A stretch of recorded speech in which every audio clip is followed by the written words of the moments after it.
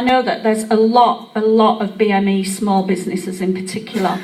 We need to clarify what our business offer is to particularly small businesses and how those businesses interact with each other, but also with the local authority. And we're reviewing how we can improve on that. I chair a business advisory panel and I'm a member of the Local Enterprise Partnership. I've met with the Asian Business Development Network to discuss both our needs and their needs and expectations, and I will continue to engage with them because I need to make sure that they are connected with the other business engagement that we do, i.e. the advisory panel and the Local Enterprise Partnership. You mentioned focusing on jobs. We all know that this, at the moment in time, is a major issue for people, not just in Sheffield, but right across the country. There's 16,000 people in Sheffield on job seekers allowance, and that's not to mention lots of other people that are seeking work but are on employment support allowance as well. And many of those are young people.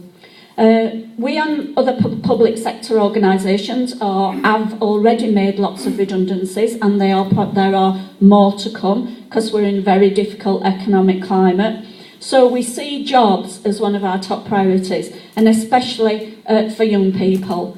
We know that being out of work will impact on the whole family, whether it's your son, your daughter, your siblings, brothers, sisters, or your parents.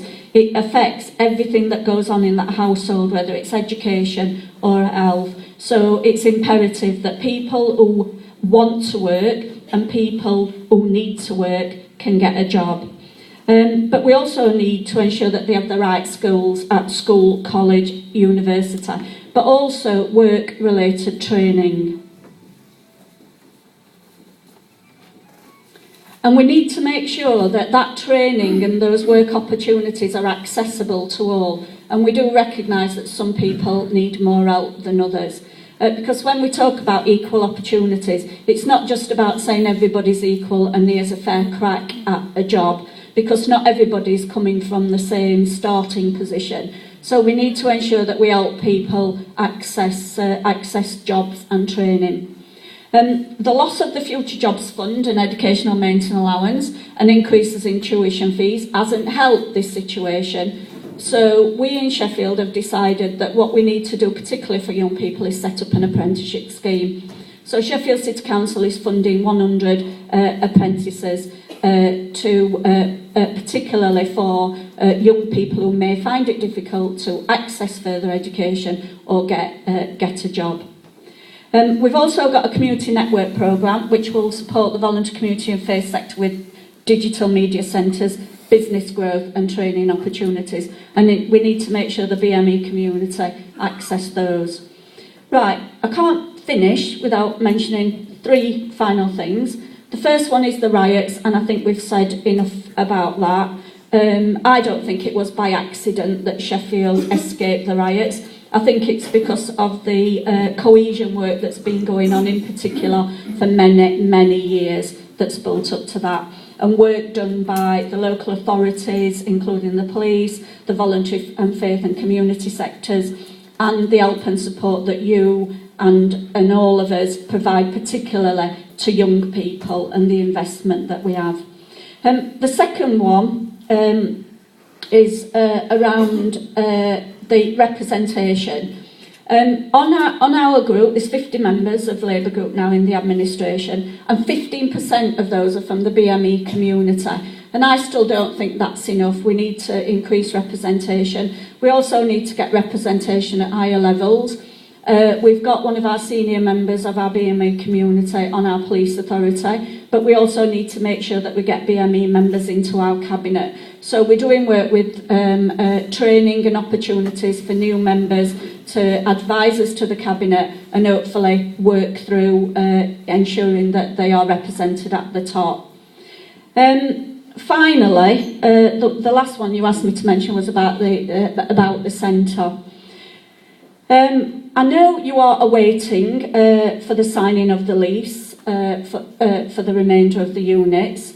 I have to say, and I do not apologise for this, even though Shafaq's at my side, that the Cabinet agreed to this 2 years ago, and have failed to sign this agreement, and I think that maybe more work could have been done. I can't assure you tonight that I can give you a specific date. I can't say we are going to sign this agreement on 29th of September or whatever. But what I can do is reassure you that within our group we have met with our BME members, particularly Ibra, Maroof, Kaban and Mazza, who I'm sorry is not with us tonight because of the sad death of his mother. And we have met with them and they have expressed how important it is to get this lease signed. So I can reassure you that we are working towards it, because there's just a couple of outstanding issues, which are legal issues, which is about the consultation with sitting tenants, that we have to do, because we can't sign an agreement and then we get an appeal or a complaint. We're hoping that it will be very soon. The officers are working on it at this moment, and I'm hoping that within the next couple of weeks we can come back and say this is the date that we're going to sign the agreement. The commitment is there. The commitment is there. There's absolutely no doubt about it. It's just finalising just these few legalities. We are all Sheffielders, we are all one big community. We will stick together and we will work together to face the very difficult challenges that are facing us. So thank you for listening, and I hope you enjoy your celebrations. Thank you.